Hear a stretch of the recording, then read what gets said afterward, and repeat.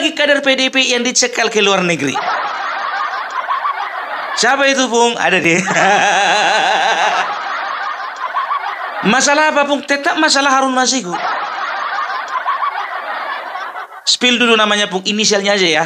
Inisialnya adalah Agustiani Tio Fridelina. Itu nama lengkapnya, Bung. Ada lagi lanjutannya. Apa itu, Bung? Agustiani Tio Fridelina Sitorus.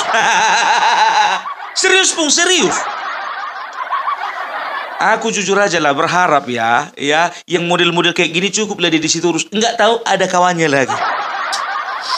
Tapi jujur kawan-kawan ya, ini hanya oknum. Ya, semua marga Sitorus baik-baik kayak Opung Parpella. Kalau yang kayak gini ini cuma oknum ini. Aku akan panggil nama kawan ini Agustiani aja ya, nggak pakai Sitorusnya. Ngisi di sini aja. Kalian ingat tanggal berapa ini? Tanggal 5 Februari. Apa ini, Bung? Ya ini kan hari persidangan pra-peradilannya Hasto. Oh iya ya, karena beberapa waktu yang lalu, 2 minggu yang lalu, KPK minta penjadwalan ulang. Kenapa KPK minta penjadwalan ulang? Karena kemarin Hasto juga minta penjadwalan ulang. Enggak ya. KPK minta penjadwalan ulang ya. Karena apa? Karena mereka masih disibukkan dengan kasus-kasus korupsi yang lainnya. Ternyata bukan cuma itu aja. Ternyata mereka berusaha untuk menguatkan bukti-bukti dan saksi yang akan dihadirkan di sidang pra-peradilan. Salah satunya pencekalannya si Agustiani ini. Bagi yang tidak tahu apa perannya Agustiani di dalam Harun Masiku, jadi Agustiani ini adalah anggota DPR RI tahun 2019-2024, kan begitu. Nggak tahu lah ya, caleg atau anggota dewan, kayaknya caleg lah ya. Dan ternyata tahu nggak kalian, sewaktu kasusnya Harun Masiku ini, ternyata dia menjadi anggota Bawaslu. Mana yang benar informasi ini? Katanya dia anggota dewan 2019-2024. Tapi ujung-ujungnya jadi anggota Bawaslu. Jadi ya dia ini kerjasama dengan Agus Setiawan, anggota KPU. Kan hebat itu kader PDIP. Agus Setiawan ditangkap karena apa? Karena dia menjadi komisioner KPU. Ya untuk Harun Masiku ini, masalah Harun Masiku. Nah, anggota Bawaslunya juga dari kader PDIP. Memang betul dirancang mereka, Pak. Udah lengkap. Udah kerjasama komisioner KPU dengan anggota Bawaslu.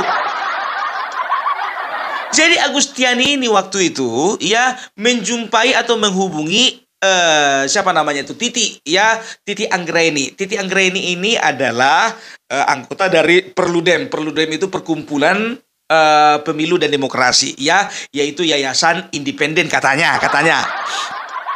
Yayasan independen yang aktif di dalam pemilu yang ada di Indonesia ini. Jadi waktu itu yang namanya Agustiani ini menanyakan kepada Titi Anggraini, adakah celah dari undang-undang untuk menaikkan nama Harun Masiku menjadi DPR RI? Ternyata Mbak Titi Anggraini ini mengatakan bahwasanya maaf, tidak ada celah. Walaupun dikatakan tidak ada celah, ternyata mereka tetap memaksakan Harun Masiku untuk di PAW. Harun Masiku di PAW. Nazarudin Kemas di PAW dan digantikan menjadi Harun Masiku ya. Jadi memang si siapa namanya ini Agustiani ini orang berpengaruh waktu itu Bawaslu. Jangan main-main ya. Orang yang harusnya mengawasi jalannya pemilu, malah mereka yang melakukan tindakan kecurangan. Jadi selama ini gitu tuh permainannya PDIP. Main di KPU, main di Bawaslu. Kayak mana nggak anggotanya disusupkan di KPU, disusupkan juga di Bawaslu. Pantasan banyak yang menang. Ternyata salah satu faktor kemenangan PDIP selama ini bukan cuma faktor Jokowi. Ternyata faktor KPU dan Bawaslu. Kayaknya ini anggota-anggota KPU dan Bawaslu ini ya, yang kemarin-kemarin ini coba diperiksa ulang dulu. Bikin daftarnya berapa kader PDIP yang jadi anggota atau komisioner KPU dan berapa kader PDIP yang menjadi anggota Bawaslu. Makin seru ini kayaknya ini. Pantaslah PDIP makin lama makin gak kedengaran suaranya. Karena apa? Takut kelihatan terlalu banyak sakitnya. Lo jangan main-main kopung. Yang terbukti itu kan cuma satu KPU, satu Bawaslu. Lah iya, itu yang ketahuan. Kita nggak tahu di daerah-daerah lainnya. Kita bukan suzon. Ya, tapi ini adalah bukti bahwasannya yang mereka menyusup gitu loh, masuk ke KPU, masuk ke Bawaslu. Supaya apa? Supaya mereka tetap menjadi number one. Masuk akal kan, logika kan? Ya ini buktinya coba. Ya, disusupi satu ke KPU, disusupi satu ke Bawaslu. Ketahuan kau. Ketahuan. Tapi tahu nggak, jujur aja ya, ini di luar konteks dulu. Si Agustiani ini sekarang itu padahal lagi sakit dan dia kepingin pergi ke Guangzhou, Cina ya, untuk pergi berobat. Nggak taunya dicekal. Aku mau bilang, Namburu. Aku manggil Namburu sama dia, Wak. Cuman mau dibilang. Burus itu urus. Namburu, aku bilang sama Namburu ya, Namburu berobat aja di dalam negeri ya, walaupun kualitasnya nggak bisa dikatakan nomor satu, tapi yang penting semuanya boleh berjalan dengan lancar. Namburu, cuman mau dibilang salah Namburu itu kalau Namburu kemarin itu tidak ikut-ikutan, udah bisa Namburu pergi berobat ke luar negeri. Iya kan? Jadi Namburuku ini biar tahu kalian udah sampai menjalani hukuman. Sama seperti Wahyu Setiawan. Cuman sayangnya Wahyu Setiawan sehat-sehat saja. Namburu ini katanya kanker. Aduh, kayak mana ndak kepikiran semua. Di dalam penjara dia. Aduh. Jadi sebetulnya, oh iya aku dapat bocoran sebetulnya Namburuku ini biar tahu kalian. Ini entah caleg, entah anggota DPR RI dari Jambi. Ya kan aku nggak peduli lah itu. Jadi ternyata pencekalan dilakukan oleh KPK baru-baru ini ya, ternyata KPK ingin menguatkan bukti dan juga saksi ya untuk diajukan di persidangan nanti ya. Jadi kita akan lihat bagaimana KPK dan juga Hasto Kristianto hari ini bertanding di pra-peradilan. Apakah KPK takut? Oh, tentu tidak. Karena apa? Karena bukti saksi semua sudah mengarah kepada Hasto. Banyak kali cerita mumpung paling juga gak ditahan juga. Itu urusan belakangan lah itu. Kita lihatlah bagaimana pertandingan mereka yang ada di pengadilan negeri ya, untuk proses pra peradilan ini ya. Kalau memang Hasto nggak ditangkap juga, kita akan lihat bagaimana reaksi PDIP. Kalian tahu kenapa PDIP senyap? Karena statusnya Hasto masih digantung. Belum sidang. Yakinlah kalian, yakin kalian. Setelah sidang, keluar lagi orang ini. Jadi mereka lagi nunggu sidang ini ya kan. Ya, sidang kan tanggal 5 Februari. Perhatikan kalian lah, dari kemarin sampai sekarang mingkem. Tak bersuara. Nyaris tak terdengar. Karena apa? Ada beberapa peristiwa besar ya, mulai dari pagar laut sampai sekarang masalah gas LPG ya, itu munculnya di Sitorus dan kawan-kawan yang lain termasuk Guntur Romli nggak kedengaran. Malah yang cari-cari perhatian itu si Oneng. Oneng. I'm sorry to say ya, kualitas-kualitas seperti itu kayaknya kurang cocok itu menanggapi masalah-masalah heboh yang ada di bangsa ini. Gak cocok gitu loh. Jadi wibawa dari partaimu yang besar itu hilang. Karena apa? Kau cara menyampaikan, halo guys, PPN 12% kita lihat aja ya. PPN 12% itu akan menyengsarakan rakyat. Maka kami PDIP sedang menolaknya.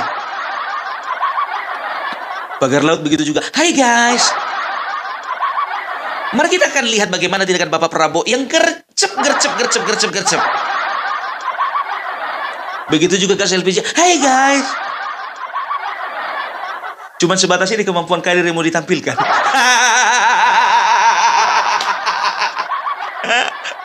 Mana Guntur Romli? Deddy Sitorus mana? Adian Napitupulu mana? Hah? Ciko mana Ciko?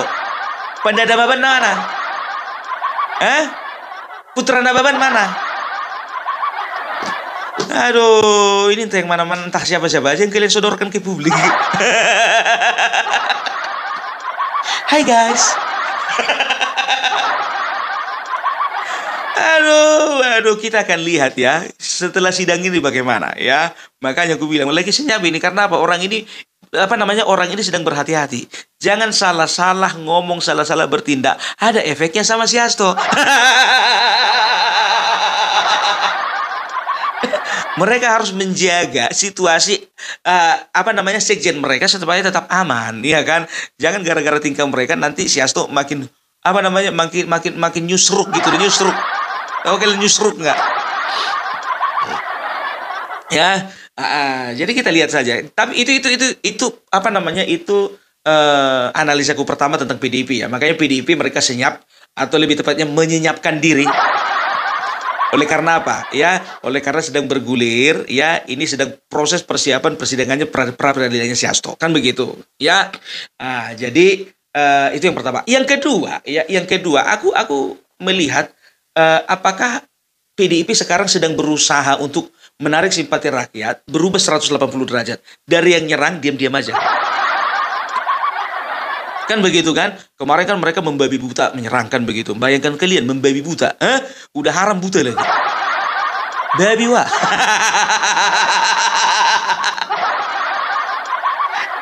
Kan udah parah itu membabi buta namanya kan? Sekarang ku lihat, sekarang ku tengok lebih menjaga mulut, lebih menjaga bahasa, lebih menjaga statement, semua dijaga. Nggak tahu kita apakah mereka sedang cari muka atau mengambil hati? Kan begitu kan? Ya mengambil muka dan mencari hati. Kok terbalik? Ya, mencari muka dan mengambil hati ya kepada Presiden Bapak Prabowo. Karena bagaimanapun juga Bapak Prabowo adalah tokoh paling berpengaruh di bangsa ini. Dan dia bukanlah seorang petugas partai. Gitu dia ya. Jadi artinya apa? Ya PDIP ternyata semakin lama semakin menyadari bahwasanya mereka tidak bisa bersikap arogan kepada Bapak Prabowo. Coba selama ini ya, mereka katakan mereka akan jumpa dengan Prabowo, mereka akan jumpa dengan Prabowo. Ya, tapi ku tengok dari statement mereka itu, mereka tidak mau merendahkan hati gitu loh, tidak mau merendahkan diri. Mereka itu seolah-olah ingin memframing bahwasanya Bapak Prabowo yang kepengen jumpa sama mereka. Padahal sebetulnya yang ngebet pengen jumpa itu mereka sama Bapak Prabowo. Untung aja Bapak Prabowo tidak langsung menjumpai mereka. Kalau sempat Bapak Prabowo menjumpai mereka, mereka akan katakan bahwasanya ya bangsa ini masih memerlukan PDIP. Pemerintahan ternyata masih memerlukan PDIP. Jadi di sini semakin menegaskan bahwasanya ya negara ini nggak terlalu mementingkan atau nggak terlalu membutuhkan PDIP. Negara, aku bilang negara. Ya kan udah dilihat buktinya Bapak Prabowo lebih memilih dia ketemu pergi ke pesta pernikahan bisa, jumpa sama PDIP nggak bisa. Terjun langsung kemarin itu memantau makan siang bergizi gratis bisa, jumpa sama PDIP nggak bisa. Udah gue bilang sama kalian, yakin aku kalau misalnya besok Bapak Jokowi ngundang makan siang aja ke Solo, makan siang datang itu, makan siang loh. Ya, itu dia ya. Jadi kita lihat aja dulu nanti bagaimana sikap PDIP setelah ini. Apakah setelah persidangan ini mereka masih tetap diam-diam saja atau mereka makin galak?